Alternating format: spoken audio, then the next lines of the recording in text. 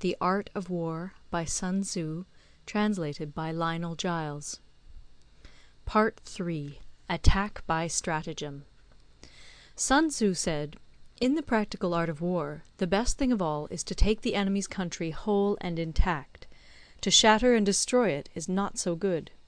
So, too, it is better to recapture an army entire than to destroy it, to capture a regiment, a detachment, or a company entire than to destroy them. Thus the highest form of generalship is to balk the enemy's plans.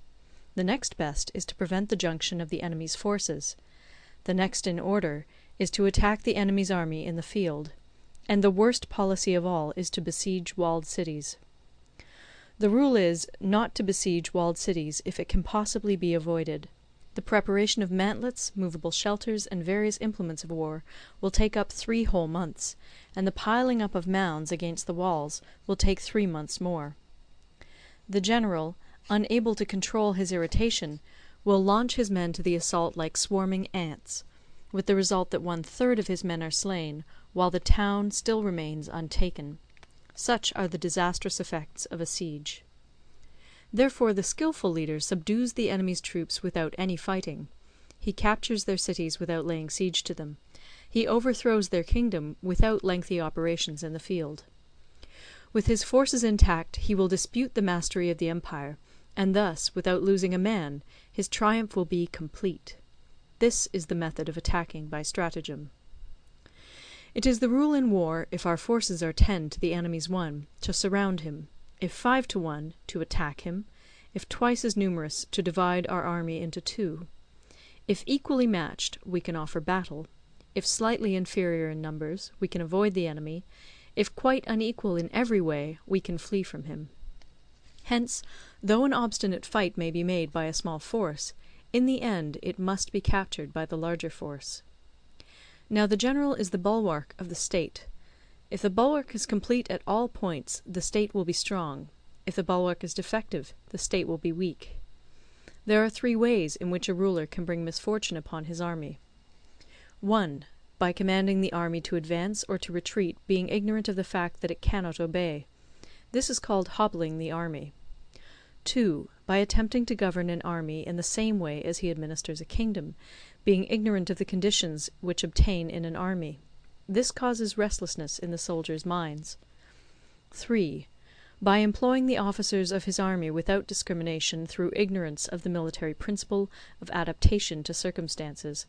This shakes the confidence of the soldiers. But when the army is restless and distrustful, trouble is sure to come from the other feudal princes. This is simply bringing anarchy into the army, and flinging victory away. Thus we may know that there are 5 essentials for victory. 1. He will win who knows when to fight and when not to fight. 2. He will win who knows how to handle both superior and inferior forces. 3. He will win whose army is animated by the same spirit throughout all its ranks. 4. He will win who, prepared himself, waits to take the enemy unprepared. 5. He will win who has military capacity and is not interfered with by the sovereign. Hence the saying, if you know the enemy and know yourself, you need not fear the result of 100 battles. If you know yourself, but not the enemy, for every victory gained you will also suffer a defeat. If you know neither the enemy nor yourself, you will succumb in every battle. End of Part 3. Part 4. Tactical Dispositions. Sun Tzu said, "The good fighters of old first put themselves beyond the possibility of defeat, and then waited for an opportunity of defeating the enemy. To secure ourselves against defeat lies in our own hands, but the opportunity of defeating the enemy is provided by the enemy himself. Thus the good fighter is able to secure himself against defeat, but cannot make certain of defeating the enemy. Hence the saying, 'One may know how to conquer without being able to do it.' Security against defeat implies defensive tactics. Ability to defeat the enemy means taking the offensive. Standing on the defensive indicates insufficient strength; attacking, a superabundance of strength. The general who is skilled in defence hides in the most secret recesses of the earth. He who is skilled in attack flashes forth from the topmost heights of heaven. Thus, on the one hand, we have ability to protect ourselves, on the other, a victory that is complete. To see victory only when it is within the ken of the common herd is not the acme of excellence.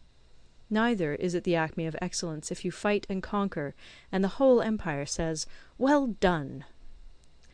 To lift an autumn hare is no sign of great strength. To see the sun and moon is no sign of sharp sight. To hear the noise of thunder is no sign of a quick ear. What the ancients called a clever fighter is one who not only wins, but excels in winning with ease. Hence his victories bring him neither reputation for wisdom nor credit for courage. He wins his battles by making no mistakes. Making no mistakes is what establishes the certainty of victory, for it means conquering an enemy that is already defeated. Hence the skilful fighter puts himself into a position which makes defeat impossible, and does not miss the moment for defeating the enemy. Thus it is that in war the victorious strategist only seeks battle after the victory has been won, whereas he who is destined to defeat first fights and afterwards looks for victory. The consummate leader cultivates the moral law and strictly adheres to method and discipline. Thus it is in his power to control success. In respect of military method we have, firstly, measurement; secondly, estimation of quantity; thirdly, calculation; fourthly, balancing of chances; fifthly, victory. Measurement owes its existence to earth; estimation of quantity to measurement; calculation to estimation of quantity; balancing of chances to calculation; and victory to balancing of chances. A victorious army opposed to a routed one is as a pound's weight placed in the scale against a single grain. The onrush of a conquering force is like the bursting of pent-up waters into a chasm 1,000 fathoms deep. End of Part 4. Recorded in Toronto, Ontario by Moira Fogarty, October 2006.